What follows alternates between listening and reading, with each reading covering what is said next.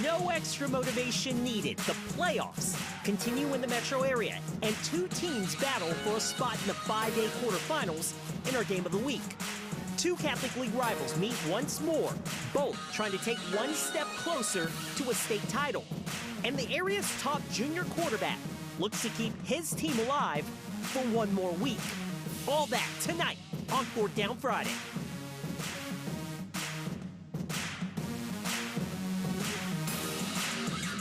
Let's kick things off. A Class 5A second round matchup in the parish. 8th seed Chalmette hosting perennial state power West Monroe. The 9th seed Rebels just too tough in the first half for the Owls. Freshman running back Caden Williams had himself a hat.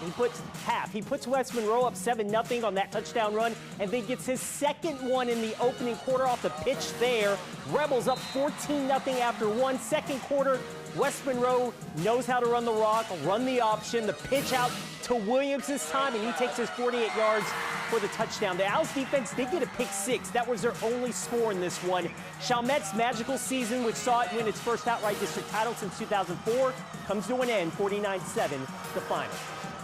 We started the second week of the prep playoffs with 26 area teams still alive, and all of them want to be playing after the Thanksgiving holiday next week. What up? Welcome to 4th Down Friday. I'm Ricardo LeCompte. We had two of those area teams meet up tonight in the second round of the Class 5A playoff bracket. 14-seed Errett and 3-seed Ponchatoula fighting for a spot in next week's quarterfinals. Brooke Kirchhofer covered our game of the week. She joins us live from the swamp in Ponchatoula with more. Hey, Brooke. Hey, Ricardo, yeah, this one back and forth in the first quarter, and typically when you have games like that, you see a lot of penalty flags down on the field, where there were 24 combined between Errett and Ponchatoula in the first half alone, but the Green Wave, they stayed dominant at home. Welcome to the swamp. Ponchatoula hosting Errett for the second round of the playoffs, and Errett's star wide receiver Xavion Thomas is in street clothes just before kickoff. He has a brace on his right knee and does not look like he will play tonight. With under 5 to go in the first quarter, Ponchatoula strikes first. Braden Johnson carries for the 15-yard touchdown to go up 7-0. Errett will tie it up in the second quarter. Royal Falgo finds Kenneth Johnson across the middle, wide open for the 22-yard touchdown. Errett third and long. Josh Kiger comes up with the pick off Falgo. Ponchatoula ball at Errett's 16-yard line. Several plays later, Brandon Johnson punches it in from the 1-yard line to put Ponchatoula up 14-7. Ponchatoula known for special teams and show it here. Elijah Winters returns the punt for 40 yards for the touchdown to go up 21-7 with 2 minutes to go in the first half.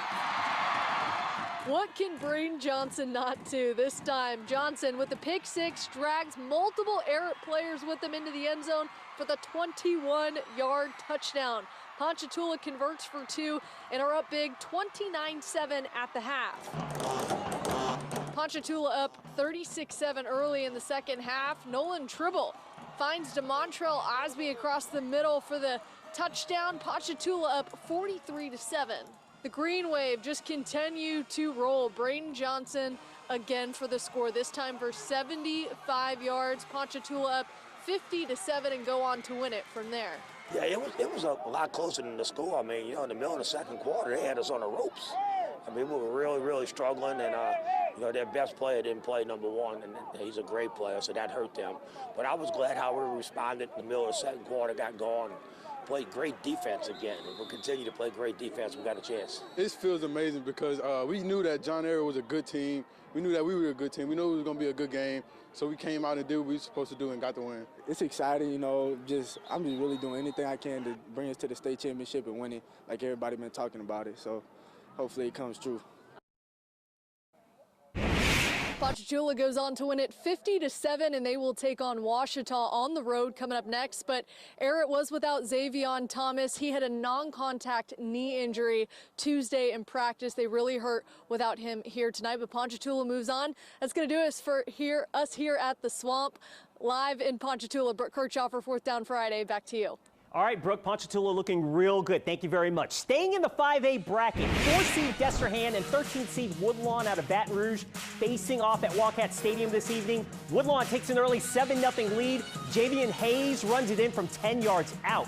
But Destrehan able to respond on their offensive possession. Junior quarterback Jai Eugene decides to take it and Pater himself to tie it up at 7.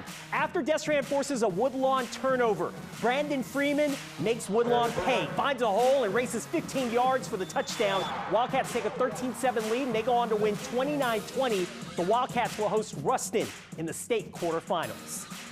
Jesuit scored a first against Curtis a little over a month ago, beating the Patriots for the first time in the regular season. The Blue Jays now looking for an even bigger win against their Catholic League foe in the quarterfinals of the Division I playoffs. Jesuit led 14-7 at the half. We picked things up in the third quarter. Curtis with a chance to tie it. They had their backup QB in because of an injury to Buddy Taylor. There's a fumble. Jesuit's Andrew Besh comes up with the pigskin. Curtis had 3 turnovers in the second half, but still was in it late in the fourth quarter, under a minute to go. Patriots driving, great call in the sprint draw to Trey LaBranch. He scores the touchdown from 32 yards out, so it's 14-13. Curtis now lining up to tie it up with the extra point, but the Blue Jays block it. Looks like number 96, Joseph Barnett, got a paw on it. Huge special teams play. Jesuit will recover the attempted onside kick to preserve the 14-13 win. And what a matchup in the semifinals next week. Jesuit will face Brother Martin. In the Division II bracket, 10-seed De La Salle trying to win another road game on this playoff run, visiting 2-seed U-High in Baton Rouge. Cavaliers trailing 8-0 in the second quarter, but in the red zone, Miles Sider takes the handoff, fights his way in from 10 yards out. De La Salle gets the point after and trailed by 1, 8-7. But this Cubs team is loaded. They answer that score on their next drive, and then on the final play of the first half, they get a jump ball in the end zone to take a 22-7 lead into the locker room. De La Salle's run ends in the quarters to U-High, 29-7, the final. Coming up, Arch Manning and Newman begin the postseason on the road in Baton Rouge. Highlights of the Greenies' quarterfinal matchup with Episcopal. Plus, St. Charles Catholic tries to stay unbeaten in the second season. The Comets start the playoffs hosting Dunham. But first, playoff scores from across the state.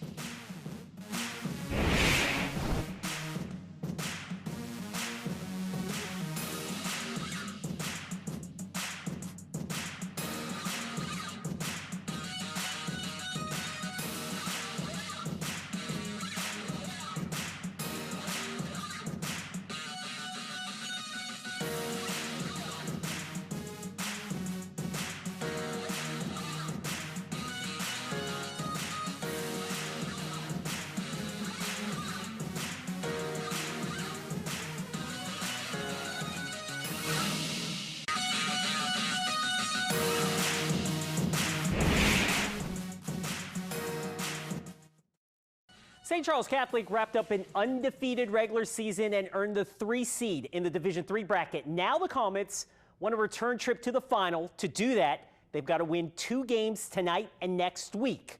First up, 6 seed Dunham in the quarterfinals in Laplace. Comets up in the third quarter. Aiden Ultimate rolls out, hits Austin St. Pierre for a chunk of yards to extend the drive, and St. Charles Catholic would finish it off. The pair would hook up again for the 8-yard touchdown connection. Comets up 20-0. Meanwhile, this defense, absolutely filthy. They've been that way all season long. Caden Foster steps in front of this pass and goes 45 yards the other way for the pick 6. That defense pitches a shutout tonight, 27-0. St. Charles Catholic moves on to face Notre Dame in the D3 semis. On the other side of the Division III bracket, 5-seed Newman at 4-seed Episcopal in Baton Rouge. Arch Manning going to the air on the opening drive on third down. He hooks up with tight end Will Randall for the 28-yard pitch and catch. Greenies with an early 7-0 lead. It's 10-0 now in the second quarter. Manning keeps it on the read option, gets to the corner, and scores. 16-0 Greenies. Manning finished with 2 passing and that rushing score. Newman moves on 37-6. They'll face top seed Lafayette Christian in next week's semifinals. So 2 teams still alive in the Division III bracket. Meanwhile, the top seed in the Division II playoffs won its quarterfinal game. E.D. White knocked off Parkview Baptist tonight 21-3. The Cardinals have not lost a game this year. It's their first undefeated season since 1992. Ed White just 2 wins away from bringing a state title to Thibodaux. We're out of time. Thanks for joining us. We'll see you back here next Friday night for 4th Down Friday.